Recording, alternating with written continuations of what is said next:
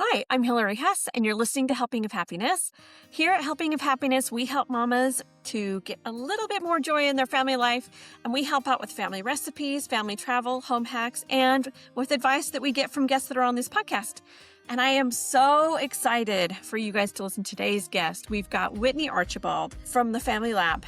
Whitney has had the craziest experience. She fell off a rock cliff when she was rock climbing.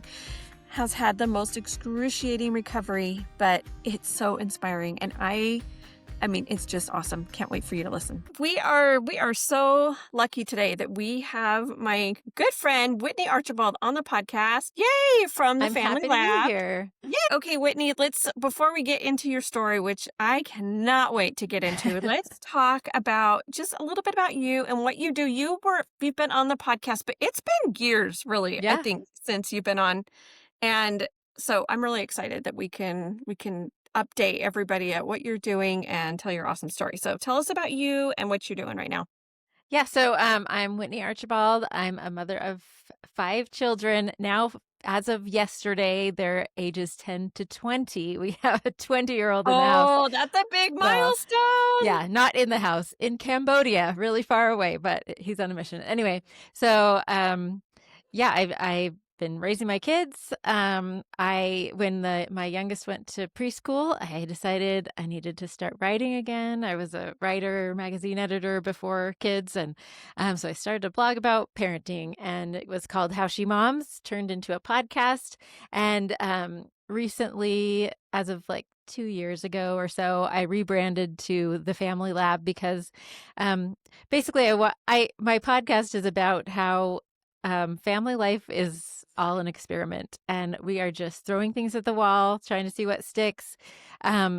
It changes within a family. Like some things work one day, not the next. It changes with different personalities. We're just trying things, and I try to give people a menu of things to try, and you know, uh, uh, in all topics of parenting and home management, and hopefully the family can work together to experiment and figure out what can make you happy and functional and connected most of all. I think connection would be my key value that we're always trying to turn back to. 100%. And I love that. And you're right. I mean, for me, every kid, every age, every Yeah. stage comes with new things. I mean, I have 7 kids of my own, ages 8 through 24, and it's just always changing, We're adding Yeah. in son-in-laws into the mix, or we're experiencing things with like number 4 that we didn't experience with 1, 2, and 3, So Totally.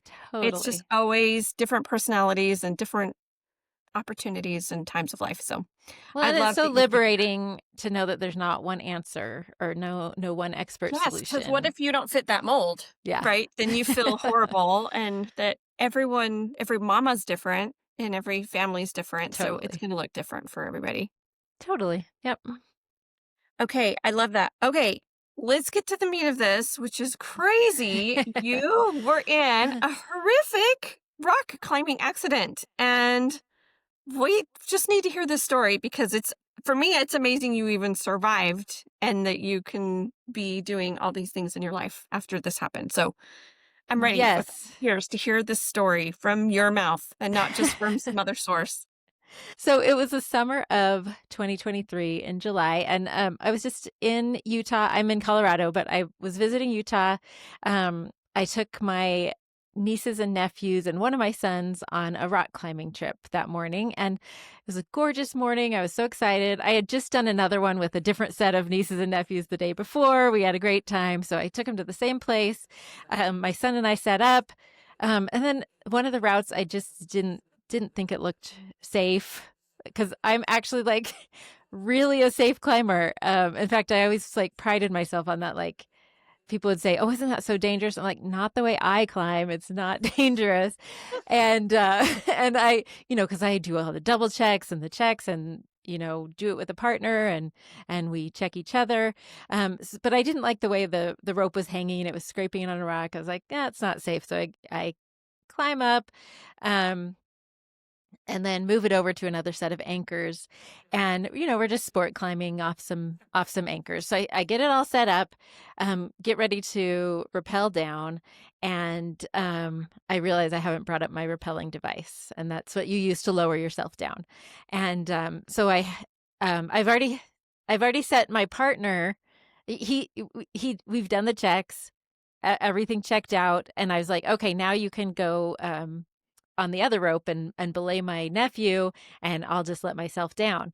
Well, I didn't have that device. So I had my brother send it back up on the end of the rope, send the device. And so then I got all set up with that device, and I kind of jumped over the edge, and started to lower myself down.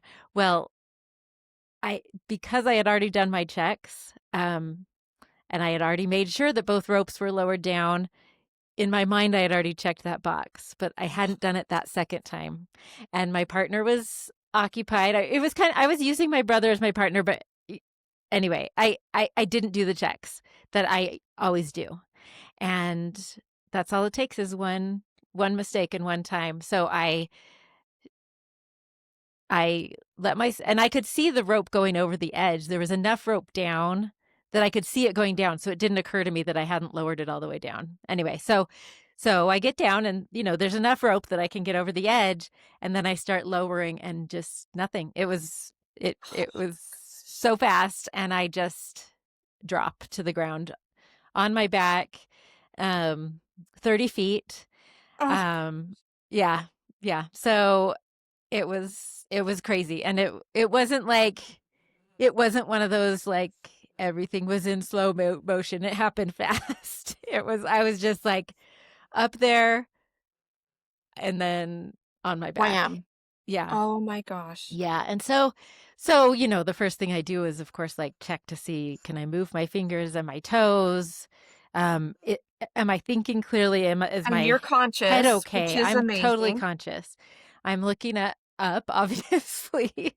And I'm like, just like checking in with my body, like, what is going on? Meanwhile, it's just on fire, like the most pain you can the most pain I can imagine. I don't know. There's maybe more pain that you can feel, but I don't know. Anyway, I mostly my torso is just burning, like pulsing, burning, crazy pain. So, and at this point, does your family know that you've fallen, or Yes. like, So we okay, both ropes were right next to each other, and they all see me fall. My son was, I guess he was turned watching his climber, as he should have been doing. But as soon as, the commotion, and anyway, so yeah, they go into gear. My sister calls 911. My brother's talking to me, and I'm fully conscious the whole time. Um, the first thing I say is, like, idiot. I'm such an idiot. Because I literally had just lectured my son, because we were setting up together, and I'm using it as a teaching moment. I was like, the worst mistake you can make, the easiest mistake you can make, is short roping yourself, where you don't lower the rope all the way. So you check, and you have your partner check, and like, all the things, and you're supposed to, like, tie a granny knot at the bottom. A safety knot is what it's called. The safety knot at the bottom, like, all the things that I know to do.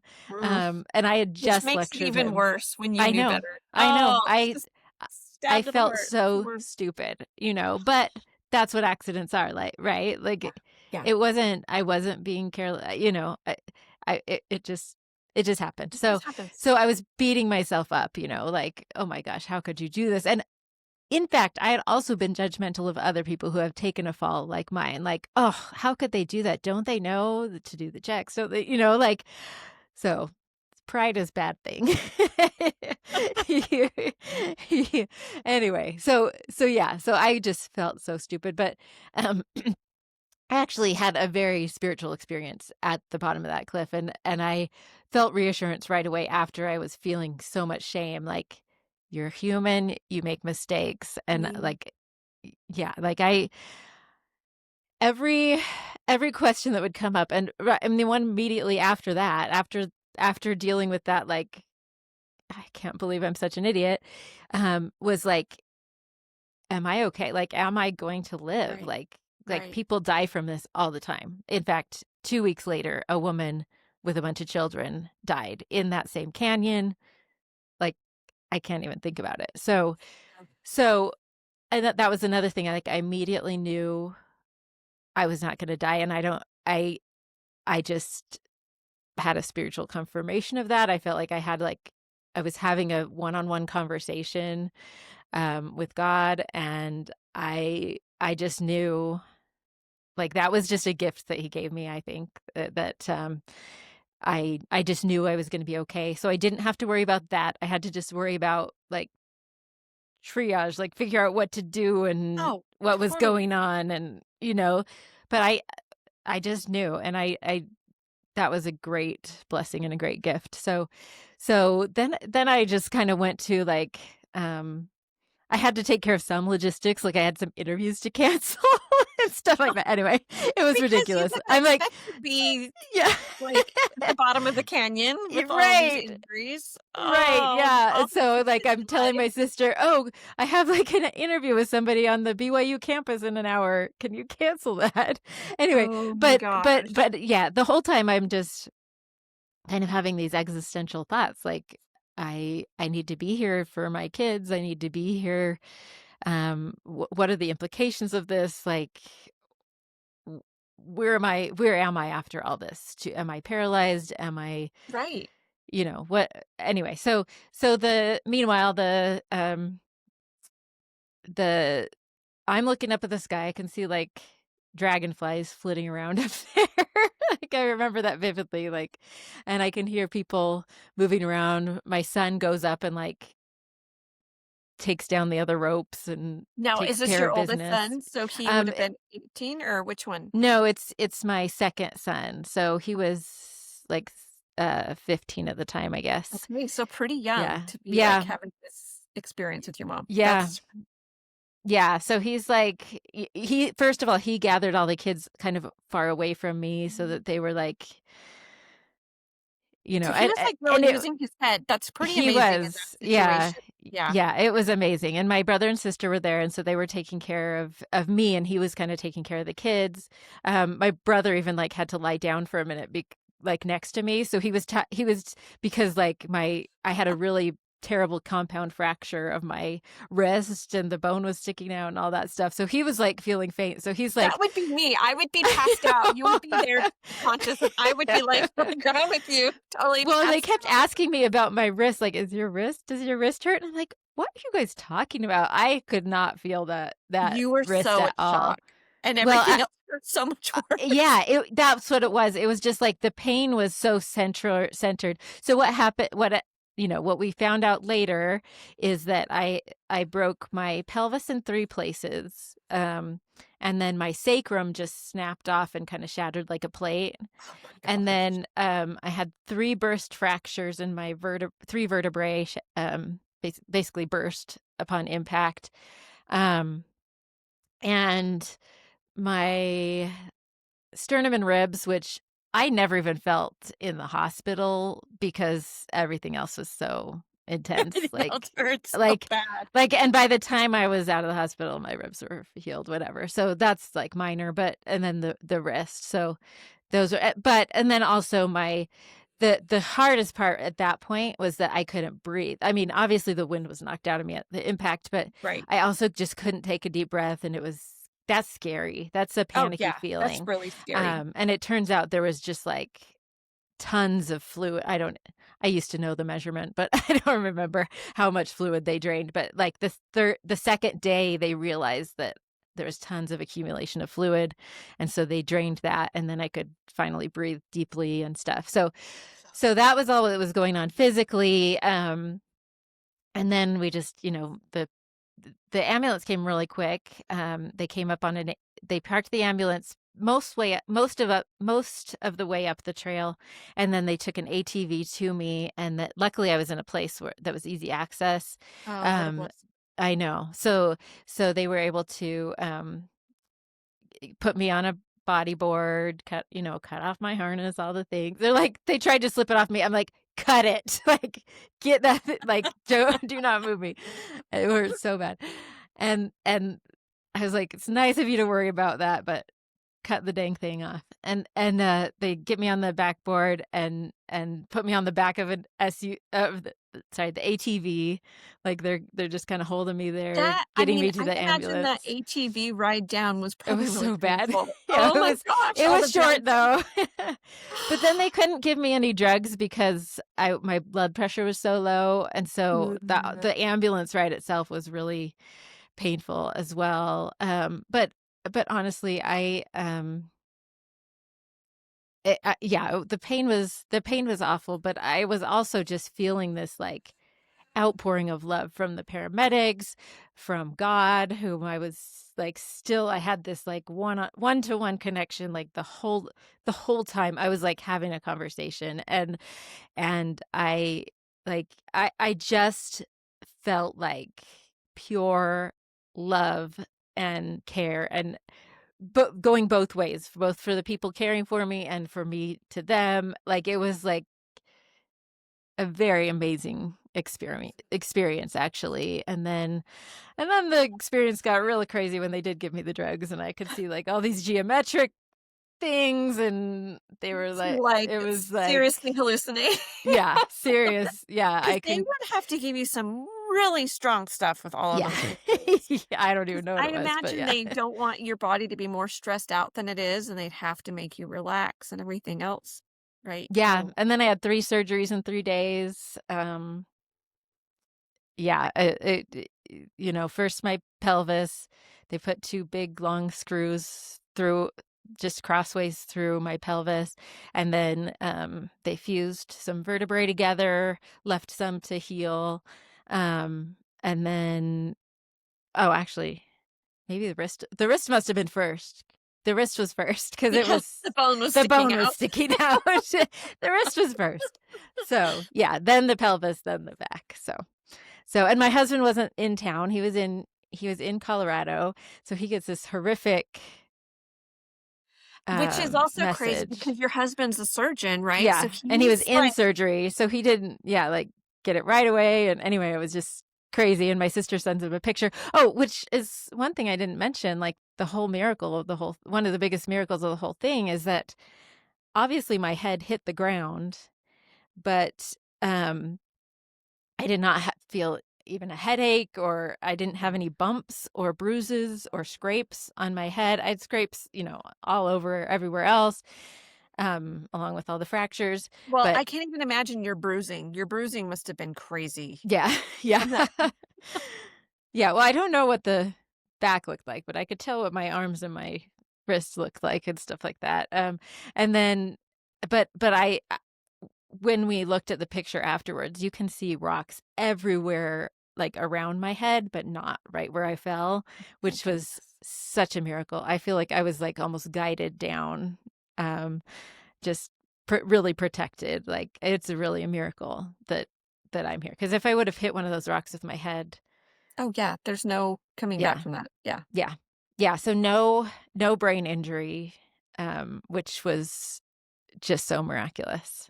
And obviously my hips hit first, and then but my hips, and then must have been my back, but still, even with those absorbing some of the impact, my Oh, my yeah. head ended up on the ground. So I don't Yeah, I there's no discount way that that as a couldn't miracle.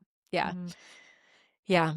So Oh my goodness. So what is going through your head when you're being carted off to the hospital? I mean, are you cataloging your calendar? Are you like thinking about your kids? Are you just in so much pain? You're like, what's take me yeah, through I that mean, I moment. was very much still in a very spiritual state, and I was thinking about all the reasons that I was needed to stay, basically, like I have so much to give my kids, so much, like I just was thinking about people, Mhm. it just all became like I did have to take care of those few logistics, but I wasn't thinking about I was going to a concert that night, things like that. Like we had tons of plans that day, but all of that, like, and I was supposed to go to Europe the next week, for a senior trip with my oldest son. We were gonna, do this big hiking trip. And so I thought of those things and like took care of what needed, but it was just like overwhelming. Like Europe is still going to be there. What mattered, my priorities just became crystal clear. Like it was the people I loved that I wanted to be with, and I did not want to give that up yet. I wasn't ready. Yeah. No. And I even thought about like, I have so many more, like, I even thought about the podcast, which seems weird, but I was like, I have so much more to, I just want to help people more, like I want to help moms. There's so much I want to do here in this life. I want to help my family. I want to help moms. I want to just, I have so much to give. Well, and that's part of your mission, I feel like, Yeah. is you have this podcast and to share all the things that you do, and all the people you interview have such a influence on others and take you out of that mix and that disappears. So I can see how you just felt like that wasn't fulfilled yet. You still had more that you wanted to work on with all that. Yeah. Yeah, totally. And so I just like, these are the things that matter. This is how I focus the rest of my life, and it's this feeling of intense love that I'm feeling right now. Like that is a gift that I can keep giving to other people. And it just became so clear, like what the point of it all is, like that's all that matters. And in fact, the Beatles song "Love Is All You Need" was going through my head like, I'm one of those people that always have a song in my head. So I have two main songs that we're going. This is the insider track. I don't know if I tell everybody this, but the two main songs were there's a beautiful song called "It Is Well With My Soul," and that I was one of the love that first song. things when I was, so like that song wrecks me when I sing it or hear it or anything. But that's what I was thinking. I was like, because that was one of the first prayers that I said, was like, I do not feel ready to go, but if it's my time, I have done my best. And like, that makes me emotional to think of. But I was just like, it's like, yeah. Anyway, that is how I felt at the beginning. And then once I knew I was going to be fine, and then I was in the ambulance, literally like, all you need is love was going through my head. And that is basically a life's motto for me now. Like, all you need is love. Like, just the answer's always love, and just nothing else matters. So, I love it. Okay, so let's talk about your recovery and how you got yeah. through it. Because with all of these things shattered and broken off and Yeah. all the sticking through flesh, I mean, I can't even imagine. Yeah, Like, I was just if I broken. was a doctor, I would be like, I don't even know where to start. Like, this is like, we're gonna have to piece this girl back together, and it's got to be just kind of crazy. So tell me what that was like and what it looked like in your day to day as you're recovering, because this isn't something where it's like one broken bone and in 6 weeks you're back on it. This is, Right. this is a lot of moving pieces here. Yeah. Or not moving pieces, actually. Right. Nothing's moving. That's the I was problem. very immobile. Yes. Yeah. So I was in the ICU for a week and a half, in which time I couldn't even brush my own teeth at first. I was having um, family members there around the clock, helping me with So things, sleeping how is over at the time moving hospital. for you? Like, is time moving really slow? Is it moving fast? I feel like hospital It's time is weird time. Yeah, and it's blurry too, especially that ICU time, because you're also drugged up, You're so So, medicated. yeah. Yeah, and I had like the button that I could push every 30 But minutes they never to put you, like, into a medically induced coma or anything No. like that. Mm-mm. Oh my gosh. I mean, obviously for the surgeries Right, specifically, right, but I right, was right. anesthetized, but yeah, so yeah, it was kind of blurry and weird, very strange when you have to like have I couldn't roll over. Like I was basically more than an infant at that point. Like people had to do everything for me, and um including rolling me over, Yes. and like, yeah, just I couldn't move at all. And I yeah, the days and nights were all it was just crazy. But I also remember just like adoring my nurses. I had such wonderful nurses taking care of me. And like, I just wanted to know everything about them. And I was like, I had this new, like, I have so much love to give. Do you have any idea how much love is bursting All I from need me? is Like, love. All I need is yeah, love. I know. I know. So I was like, I don't know. Maybe I was like way over the top for them, but I was like, and I was like giving them like, I have so many flowers that people have given me. Could you, I want you to take this one home. And yeah, I don't know. I was like buying them books. And anyway, it was funny. I loved my nurses. Um, but yeah, like I had some really cool, very meaningful conversations with my family, and that was a very sacred time to just, you know, different ones would spend the night. My sisters, my parents, my in-laws. We were just trying to wrap our heads around what this meant, what my functionality was going to be, how long my recovery was going to be. So yeah, some really like sweet, special times. I had people visiting me from every stage of my life, like high school friends that happened to be in town. And I'm from California, but anyway, they happened to be in Utah, and people from college. A bunch of roommates came at once, and people I'd met through the podcast, and just people from all over. I also do a podcast for BYU or for Y Magazine, the BYU alumni magazine, and people from the magazine came. And anyway, just an outpouring, and just so it was just really like when what I was craving was all the people I loved from this experience. They were there, and they were, if they couldn't be there, they were sending messages, and they were, so I just, instead of that being a traumatic time in my memory, it's a very sacred, beautiful time, just surrounded by love. So I was there for a week and a half or so, and then I just kept moving up floors in the hospital. So then I moved to, I don't know, whatever was the next level. I used to, critical care, Oh, I I know. think, is next. It's been a while And now. then, Thank yeah, goodness. yeah, Time kind of I know. I'm erases glad some I've of those forgotten things. some of those inconsequential details.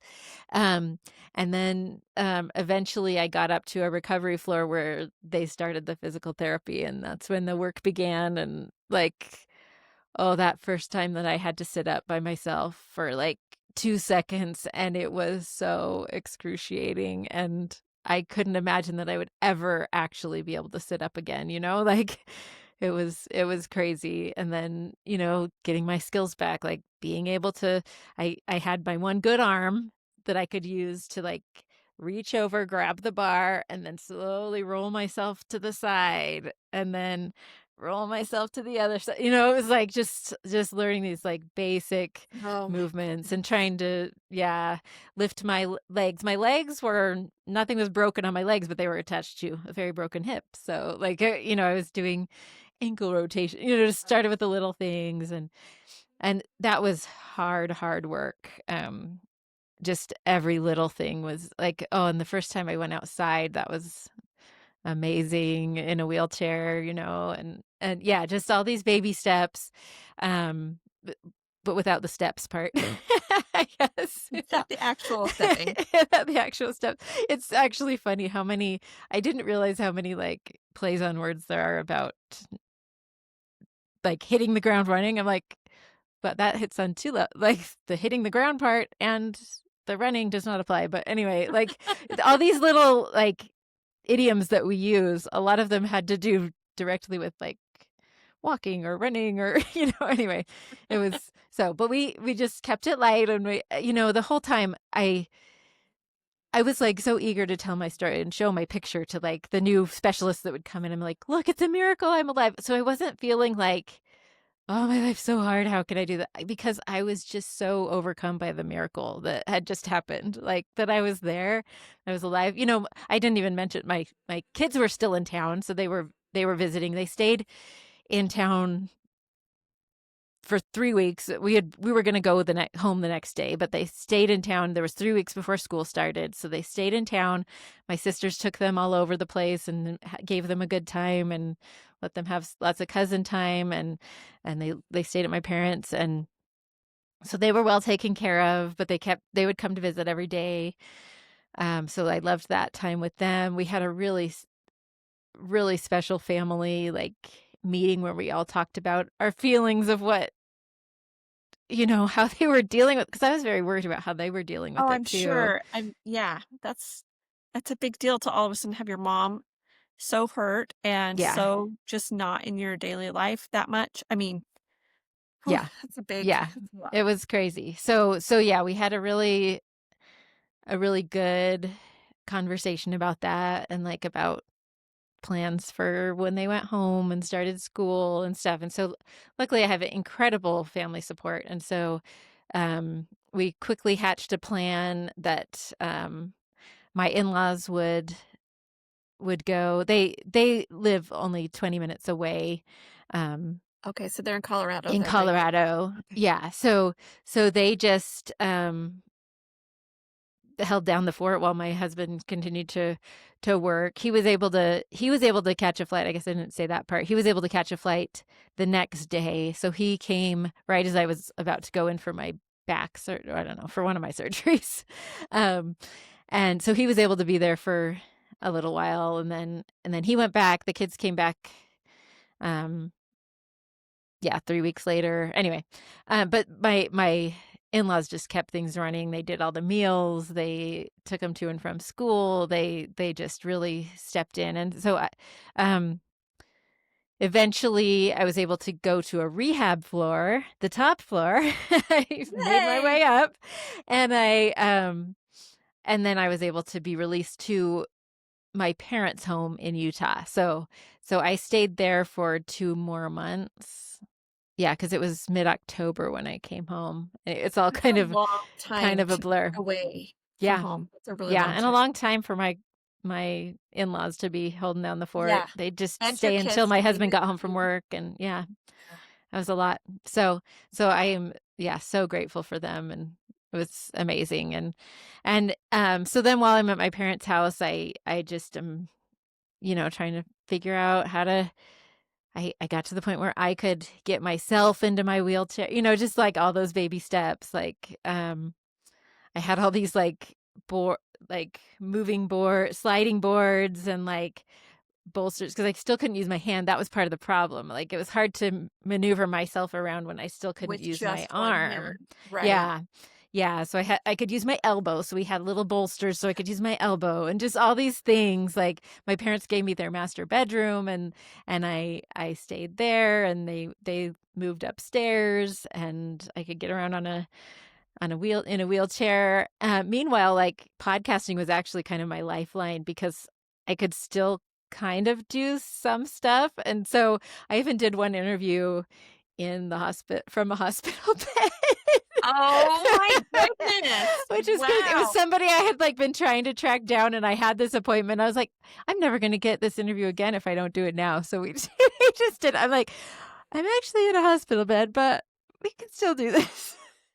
Now It that was would have been a crazy. very interesting video podcast. Yeah, yes, it was not a video. I do have the video of it, so, which Oh, is funny. I wow. should go back and look at that, but maybe not. I don't know. That is Anyway, something for family history for yeah, right, podcasting, right? right. But I do remember feeling so grateful for it. Like, when I opened that computer, I was like, this is something I can actually do, because there's so little that I could do. And Like, something normal, right? I mean, yes, that, it felt so yeah. good. Yeah. Yeah. And yeah, that was the thing. There was just nothing was my life. And so the other normal thing that I tried to do is, because I was like, I'd obviously talk to my kids every day, and catch up with them, several times a day or whatever. But I wanted some way to spend time with them. So I with my younger two, I just had my picked some books from my mom's shelf and read out loud to them on the phone every night before bed. And it was one thing I could do. So we'd Yeah. FaceTime. I had this little, I couldn't even hold the phone. I was well, I guess I could with my good hand, but it hurt my back to hold the phone. So I had this little contraption to hold my phone in front of me, and we'd FaceTime, and I'd read the book, and it was just something that we could do together. So And some way besides that just you felt talking. like you could nurture your kids even though you Right. really couldn't do anything else. Because that's Yeah. such our base instinct, right? Is that Yeah. we to be able to nurture and love our kids, and how do you do that when you can't even move? I mean, that's Yeah. so hard. Yeah. Yeah. It was crazy. So my husband did come for a long weekend once, but like he was working hard. We had hospital bills and like he couldn't just like Right. take off work and he had surgery scheduled and whatever. So we would of course talk and then he came for one weekend, but mostly it was just me and my parents. Interesting though to like live with your parents again and have them take care of you. Yes, Like tell me it, about that, it like, how was yeah, it was because actually really that's beautiful. I have the best that parents could be and really hard in some ways, yeah, you know? it was, and, like, sometimes, like, you revert back to, like, your teenage self. My mom's like, "Have you eaten yet? Da, da, da, da." I'm like, "I could take care of myself, mom," but I really couldn't. So, um, but I'd so, love to like hear that you did have a little spiciness in you, yeah, and it wasn't just yeah. being sweet all the No, time. it wasn't no, and it was hard. I don't want it to make it sound like I just had this good attitude all the time. There were some hard days where I'm just like, "I just need to not hurt for a minute," like, Yeah, I just need yeah. yeah, it was frustrating. Yeah, but Well, and trying to go through all those physical therapies, yeah, if anybody's yeah. ever been like, I've been through some physical therapy, but not Oh, yeah, they're nearly to that brutal. level. It's Yeah, brutal, and you're yeah, sore after, and it's a lot of yeah, work. yeah, yeah, seriously, and yeah, eventually I was having physical therapy sessions there for my wrist. It was like I called it my Barbie hand because I couldn't move it at all. It was just, like, stuck there. Um, but I've got a lot more movement now. Not full movement, but, a lot of movement. So, anyway, so yeah, just lots of very minute baby steps and my parents taking me on walks in a stroller, basically, like old times. um, but it was also very sweet. Like they have a really great relationship, and it was just fun to see them interact on a daily basis and see what love and care they had for me. My dad built this gigantic ramp um, for the front of their house, and like spent way too much money and he wouldn't let me pay him back. But like Just to be able to let you get in giant and ramp, yeah, to get me in and out. And in fact, he's like such a good guy that he donated that ramp to a family, two different families after I was gone and built it so that they could have wheelchair access to their homes. So it was really cool. that's amazing.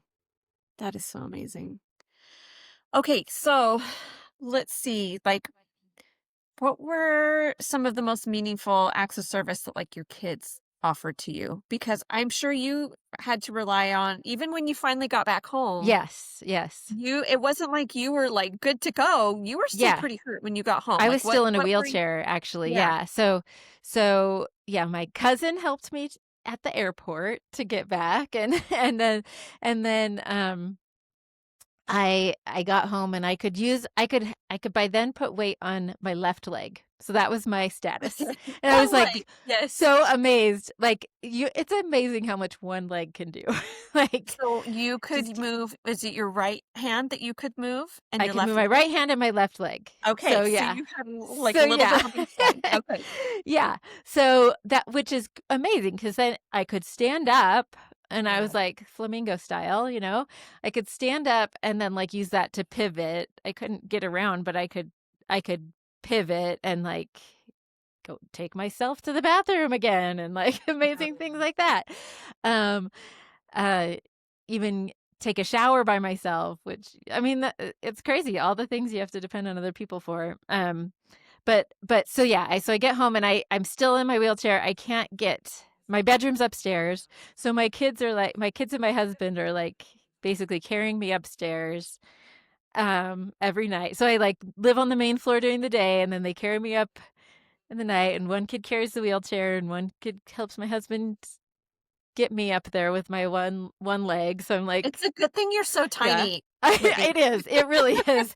And it's a good thing that my kids were the ages they were because Oh, yeah, can you imagine if they were toddlers? What would yeah, you the do? youngest was I 8 can't. and yeah, Yeah. like that would have been just I would have had had to have constant live-in help, but anyway, so, and I was able to like devise this way that I could drive, like I could get myself out because I had like an office chair, an office rolling chair in the garage, so I could like I would like get to the edge of the stairs in my wheelchair, like bounce my like go on my bottom down the like three stairs to my garage, and then I'd hoist myself into my little rolling chair, get to the car door, hoist myself into the car door. Anyway, it was this really funny charade that I'd have to do to drive him to, but it felt so good, like to do a normal activity like that, That that I you didn't could want drive your help. kids to school. It Yeah. was like, Yeah. you're probably And so I like, excited. No one's I been so excited to carpool in their lives. Yeah, no, I cried on the first time, like when I was leaving the parking lot. I'm like, I just drove my kids to school. Like it was amazing. But yeah, so back to the question. Yeah, my kids were like doing everything for me, and cooking, and they were doing, yeah, they had to do a lot by themselves, and but it was awesome to be there to still be able to like help with homework, or just be there and talk with them, and when they're sad, and anyway, Yeah. there was but they really had to step up, and they did, so it's great. Mm, that's so awesome. Okay, what about your friends when you were back home? I mean, maybe when you were gone too, but Yeah, back home, I'm both, sure you yeah. had to rely on people a lot. I mean, because you're kind of back to being on your own a little bit more. Well, and people were kind of like, while I was gone, and my in-laws are so capable, and they were just taking care of everything here, people were just dying to help. Like people wanted to help so much. Like, what can we do? Like, we know this awful situation. And I've been there before. I'm sure you've been Oh, there, where you're totally, like, totally. just want to Yeah. help, but I don't know how. And so I got amazing like packages while I was at my parents' house and in the hospital, just like very thoughtful, like book people sent me lots of books to occupy my time, and just all sorts of lovely, lovely gifts. I can't start naming them, or it'll take too long. And just you know, um, some they sent pictures of the girls that I worked with at church. They all sent pictures in the center of flowers, like in a little flower arrangement with their faces, and just really sweet things like that. One of the coolest experiences in the hospital is just one woman that I knew a little bit, and I'd interviewed her for the podcast. She had moved from Colorado to Utah, and she just came in as soon as she could. The most thoughtful basket of just like food that was not hospital food, and treats, and but then she offered to give me a manicure and a pedicure, and it was at a particularly low moment where I was feeling greasy and yucky, and I hadn't had my hair washed yet, and I hadn't had a shower yet, and anyway, it was, or no, I think it was the day of my first shower is what it was. She came like right out. It was just the timing of it, because I had just had my first shower, and then she came and like painted my nails, and I just felt like so clean and fresh. That's what it was. And she massaged my feet and my hands while she was doing it. And it was just the time and the care and the thought she put into it was just so Mhm. sweet. And then I have another friend who um is this amazing cook, and she brought my family so many meals while I was Mhm. gone, and then when I came back, and then she would just, I mean, she came and would talk to me. She would also give me massages, just massage my arms and legs while we were talking, and just such beautiful gifts of time and care. Um Yeah. Yeah, I could go on and on about that, but really, if you're looking for ways to help people, it really doesn't matter what the gift is or what the thing is, but just the time and the love, it just comes through, and that's what overwhelmingly I think of when I think of that time, is just my village became very clear and very abundant, and it was really like mind blowing. I'm getting chills thinking about it. Mhm. I love it. Okay, so what are you doing? How are you doing now? Like, how's your function? I mean, we're 2 years out. Yeah. What's life looking like now? Yeah, so I've had a couple other surgeries in the meantime, and so that always takes some recovery, but, currently, I'm pretty functional, like, I can do most everything. I can even kind of ride a bike. I don't last very long, but that's my new goal is that, like, next year, I really wanna do this, like, um, organized bike ride with my fam next September. I'm doing Tour of the Moon. That's the goal in Grand Junction, Colorado. That's the goal. So that's the new thing I'm working toward, but I can go on reasonably long walks and hikes, like, even up to 5 miles I've done. So that's Which is a amazing. big deal because you're a very Yes, outdoorsy I person. know. So It was that hard to must give have that up. been very hard when It I was so imagine those hard. are activities that you would do to help your not only your physical health, but your mental health and Totally. possibly even some social activities for you. So to have all that stripped away, Yeah. was And that like a big part of this being a difficult situation for you? I it's would an identity thing too yes. because like that was a lot of who I was, and even, like, playing the piano I couldn't do for a while, and that gradually came back too, and but it was like, when all the things you do are taken away, it really strips you down to the bare Wow, who am I? identity. Yeah, who am I and what do I do? And it was hard for me even to, like, meet new people who didn't know me before the accident, and I was like, Yes. "No, no, I promise I'm, like, this really active, really, dynamic person, I promise," but I didn't I like, the energy piece was really hard, like, for a really long time because I could do bare minimum, and I actually had kind of a breakthrough in the last couple weeks energy-wise, like, I'm starting to feel more like Wow, in myself the last couple energy-wise. weeks, it's Yes, yeah, amazing. like, literally. Like, I just noticed this weekend, I was like, "Oh my gosh, I, like, kind of feel like myself again," like, Mhm. energy-wise. Um, but yeah, so I'm just, yeah, gradually adding those physical things back in. I still can't like, for example, like, doing the dishes knocks me out. Like, I can do the dishes, get my kitchen clean, and then I have to lie down for a while. Making dinner, I can do it, and then I have to lie down. I can't do I'm like, I was telling my kids, "I can't do both. I can't make dinner and clean up after dinner. They have to do one or the You other." just really have to pace yourself. Yeah, Yeah, and I I see just that. rest and I put heat on my back and stuff like that. So it's a very different way of living than I was like, "Go, go, go, go. I can do anything. I'm your person to take care of everything." So that part of my identity, like being the go-to person and being like in it. Like, there's a FOMO piece, there's an identity piece, there's a, like, or like going on vacations and having to be like, okay, guys, have a nice bike ride. I'll sit here and that's why I took up crocheting. I always have it right with me. I love that you even have it right here on the Yeah, podcast. I have it with me at all times. So I just had to kind of find new Some hobbies new and quiet find other hobbies. ways to, yeah. Yeah. And luckily I could podcast, like, a lot of the podcasting I've been doing has been from this couch behind me. Like, I sit up and do an interview and then I like edit it lying down or whatever. But we also like finished our deck and I can work a lot outside. So I can get outside and like, but yeah, I'm at the point where I'm trying to go on a walk every day and just bring back the what I can, and I I I'm still improving, which is very good for morale, like, Yes.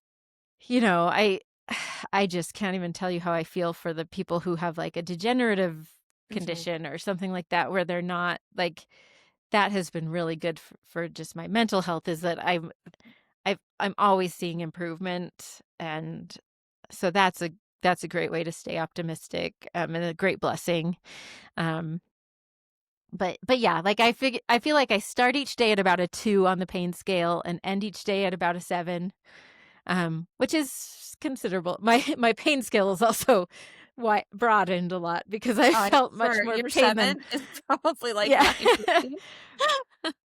Yes, like, my the top of my scale used to be childbirth, and childbirth is quite a bit down there now. But, but yeah, like by the end of the day, I'm crawling into bed, but that's because I've like given a lot in the day, Yeah, like you're what I trying to can stretch do yourself. is Yeah. increasing. I usually end up at the same point at the end of each day, but I'm filling that day with more in the meantime. Mhm. You know what I'm saying? Yeah. So yeah, but I actually consider that a superpower too, because like what an actual blessing to have a major tolerance for pain. Like I just get her done with pain, and I've learned like little things like they're they're trying to put an IV in for a surgery or draw my blood, and they're like, "Oh, sorry." I'm like, that is not a concern of mine. Like This is so nothing compared to. pain is something I can handle at like very high doses now. And I'm like, it's actually pretty pretty big superpower because I can handle stuff. It's amazing. It's Yeah. amazing. Anyway. So, are there any like lessons that you learned or takeaways that you want to share from this whole experience? Well, I just would hope that people can like the priority thing is I think the biggest thing is just that so much does not matter. Like there's so many things in our lives that do not matter. It was okay that I couldn't. I mean, I couldn't do anything at first, but like I had to learn to say no to so many things, and And that everything is was fine. really hard Yeah, sometimes, yeah, yeah. especially when But when you're you such have a no happy person. choice, you realize that once you do have a choice again, you still those things aren't as crucial as you think, and really you can really customize the way that you want to live, and you can prioritize what is really important. And it's rarely like your kid's messy room. It's more like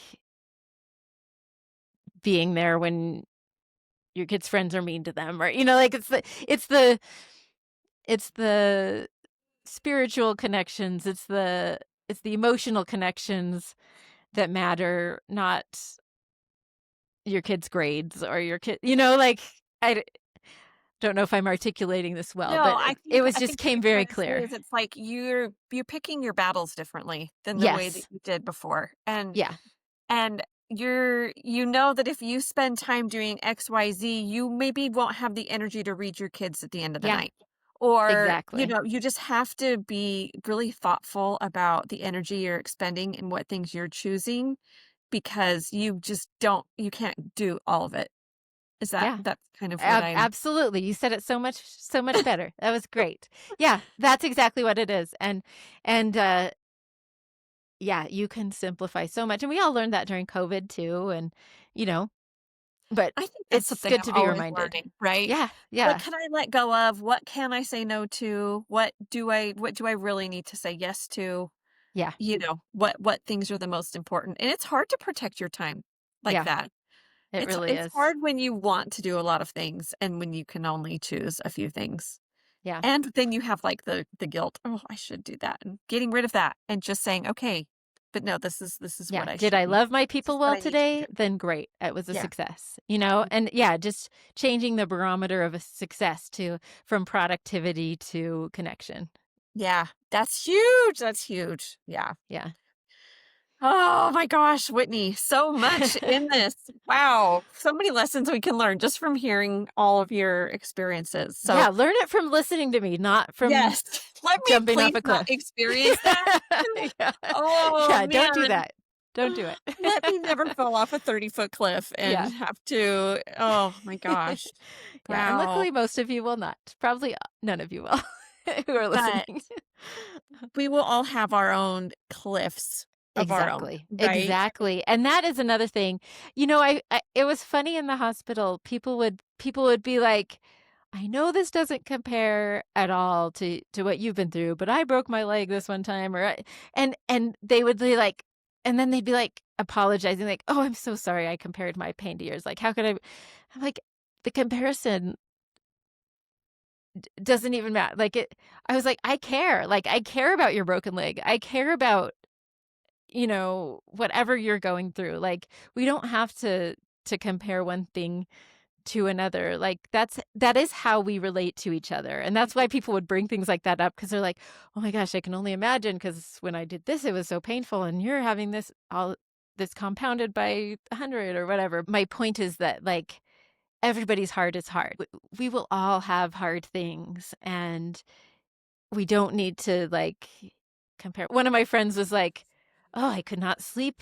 I'm sitting there in a wheelchair, and he's like, I just couldn't sleep last night. And he's like, here I am complaining about not sleeping, and here you are. Like, you felt like such an idiot. And I'm like, no, like, we need to help each other through our hurt, whatever that hurt is. Like, your paper cut still matters. But when it's the big things, like this, or like a divorce, or like just awful things, everybody's going to have hard things. It's just, these are the things that we can use to become stronger and better and more loving. I'm going to say this is how we can connect on a bigger. I'm sure all Yeah. the service you received and the service that you want to give paying forward and other times, that's what bonds us. I think for Yeah, me, like it does. when I've let people help me bringing me meals when I've been morning sick or having a baby, or you know, like there was a time when my husband was either out of work or underemployed, and people just all of a sudden dropping by some groceries or something, Yeah. I have such a great love for those people. It was like 15 years ago, but I still remember, in that moment, it was such a beautiful, welcome thing. Just that, so it's amazing how letting people in can build these big relationships. I bet you have like Yeah, the greatest, the greatest connections with these I people do. in your life now It because really is incredible. Yeah. I love that. And I love how you talked about, as you maybe other people's hurts don't look as big. I have people say things like that to me all the time. Oh, but you have 7 kids. I just have two. So blah, blah, blah. And I'm like, Oh, no, yeah. any amount of kids is hard. It Yeah. doesn't matter. Yeah. One or you have 20. It's Somebody always going said to be that whatever your number is, it's one more than you can handle. yes, or 10 more sometimes, Yeah. whatever. I don't know. Yeah. But yeah, no, I think I love that you talk about not comparing our hard things to each other because we all have things and some people's are more private and some are more public. Yours was obviously very public, but I'm sure there were private parts of it even that you don't talk about that were hard too. But Right. Right. Yeah. anyway, thank you for so much for sharing this. I Yeah. mean, what a remarkable thing that you are still coming through. You're still not at the end of this. You're still Yeah. just fighting Yeah. and It's a long road. yeah. Yeah. But I appreciate you sharing it so much. Well, let's talk just a little bit about the Family Lab podcast Yeah. and what you're doing there right now and what's been happening over there. Yes, I'm trying to work through, like, all the different aspects of both home management and parenting, writing some workbooks on the side that will be forthcoming. But really my main goal is to help families, like, set up systems and just obviously try different experiments. Basically, the two kinds of episodes we have are like where I just bring in an expert or another mom or another dad. We just pick a topic and we come up with we talk about what we've tried at our house and what's worked and what hasn't, and then we give listeners experiments that they can try at home. And then I do top 5 episodes, which Hillary was on recently doing one Yay! about rollover meals, and it was so good. We're so those are just kind of fun ones where there's also some educational component, but we're just like picking our favorites. So we've done like family movies, we've done meals, we've done I can't even think of the other ones on the top of my head, but anyway, that's kind of fun. Yeah, I have another podcast with BYU that comes out once a month, and that's fun too. I get to talk to lots of alumni and professors and interesting, fascinating people. So those are the things that I'm doing. Love it. I love it. Oh, that is so great. Okay, anything else you want to share before we move on to our helpful and happy questions? I don't We've covered a lot of ground today. I know. Like, wow, this is a great one. Okay, well, I love to talk about these 3 helpful and happy questions because helping of happiness, our whole goal here is to just make moms have a happier life, right? And one way that we really focus on that is helping out with fun family meals or fun family foods, taking our families on vacations, spending that quality time together, and then just having like little things that like a good home hack that will just make life a little bit happier and simpler. So, my first question for you is, what is your favorite food or meal? Um, okay, so I mean, the first one I thought about was just chips and salsa because I love chips and salsa. But if we're talking like a family meal, um, I just made it. I don't make it like well, I make it in the fall and winter because it's like more of a fall and winter crock pot type thing. But it's and I don't know how to pronounce it, so I hate to even mention it because I don't know how to say it because it's French and I cannot pronounce French to save my life. But I think it's choucroute, Choucroute.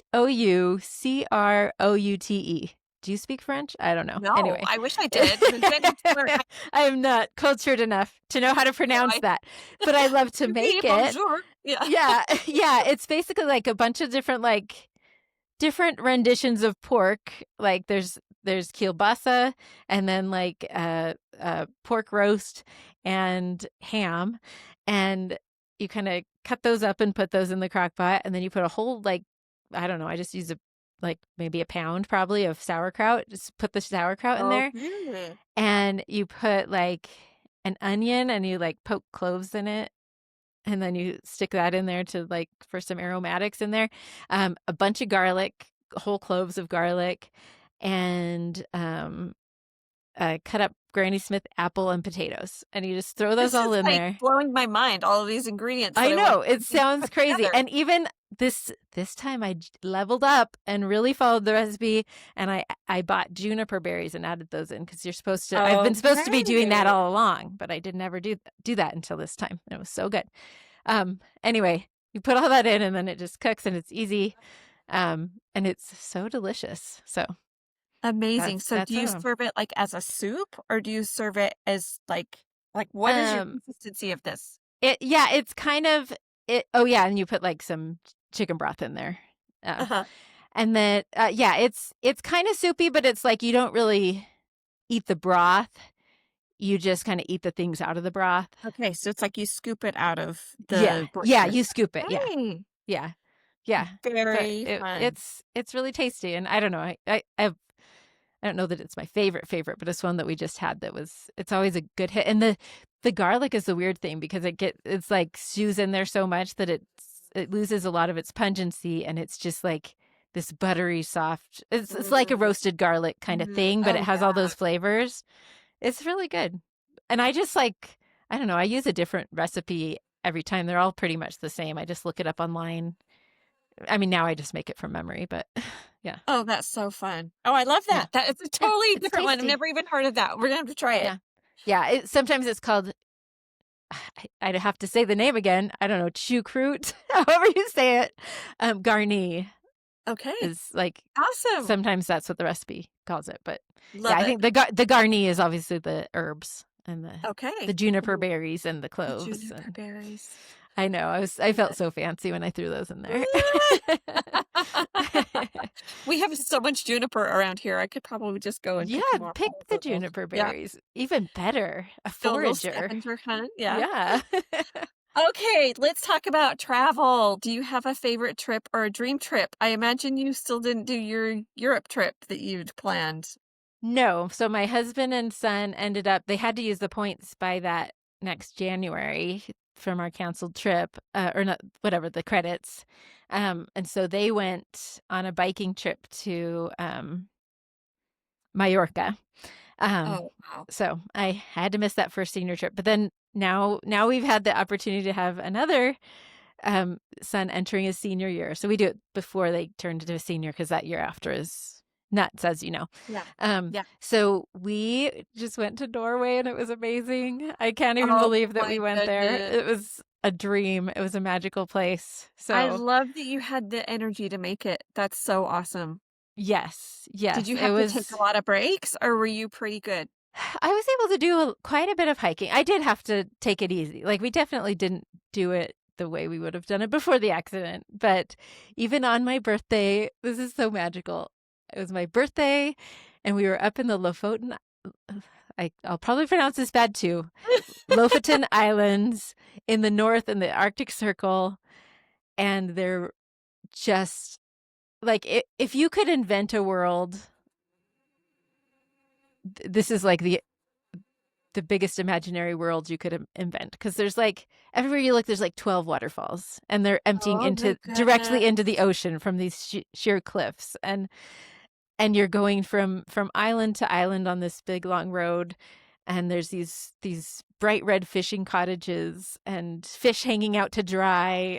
Anyway, Oh my goodness. I it was need to so put this on my magical. bucket list. It It sounds was so so amazing. magical. But on my birthday, we hiked to this like secret beach, not secret beach, but you had to like hike into it, kind of a secret beach. It felt like a secret beach. Okay, we're gonna It call was it a a secret secret beach. beach. Okay, we went on this We secret hiked to hike. a secret beach, No the one only knew we have about ever been that. to. No, um, but it looks like you're like walking through like you're gonna see some trolls and fairies, Oh and my like gosh. this Well, you're magical in a fairy fairyland. tale.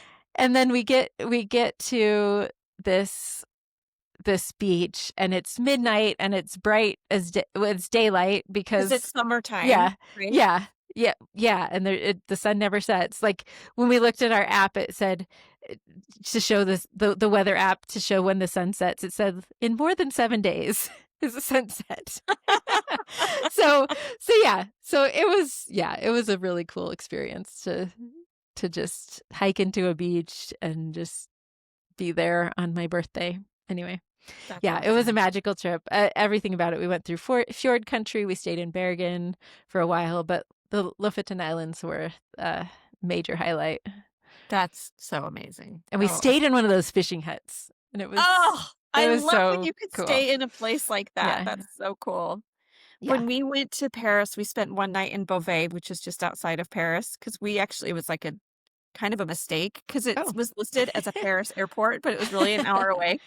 And so we had to get there because we were flying to Italy from there. So, but this is just like old town.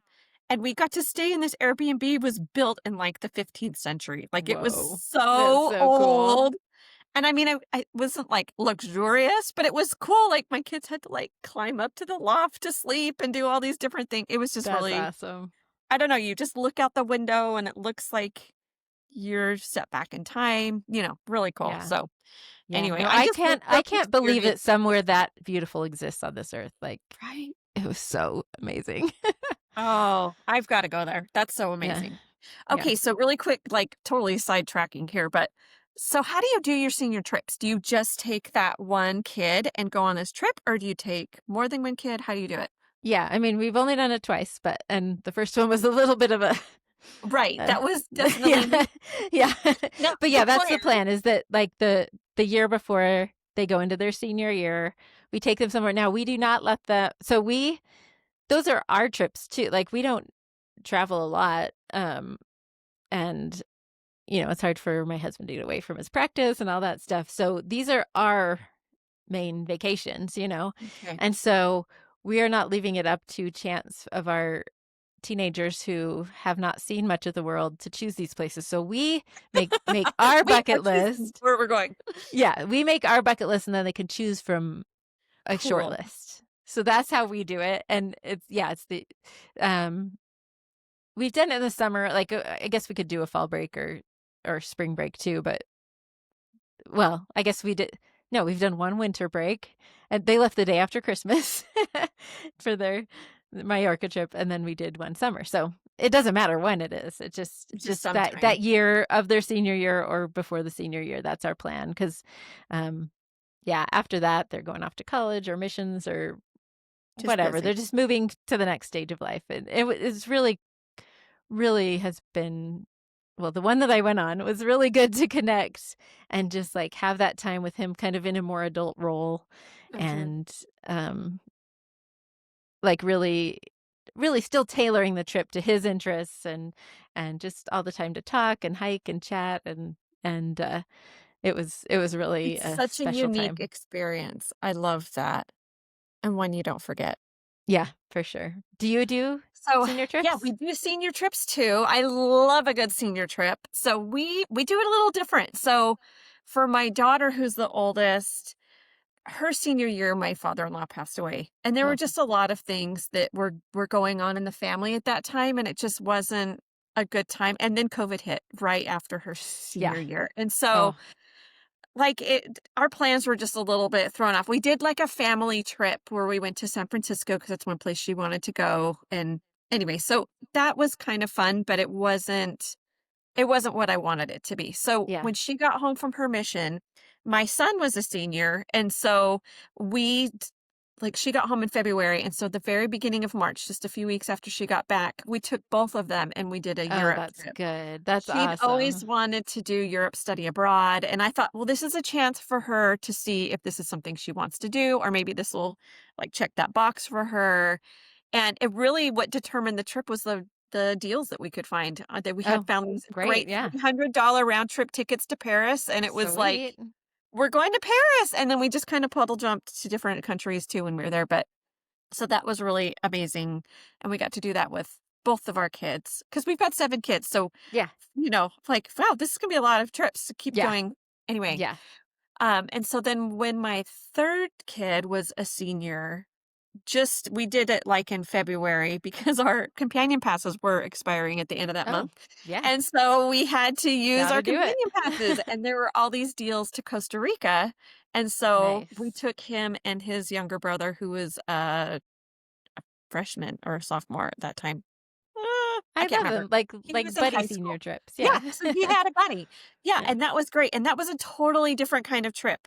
Doing all those adventure hikes and different things in Costa Rica was way different than seeing different museums and culture-y things in Europe, Yeah. so that was really cool. So now we're looking forward to, I mean, not yet. To I don't going to want my daughter to Norway. grow up too much. She's a Go to freshman. Norway for your next one. I know, I'm like, I know. she was super into Frozen as a kid. Maybe we need to go to Norway, right? So Yeah.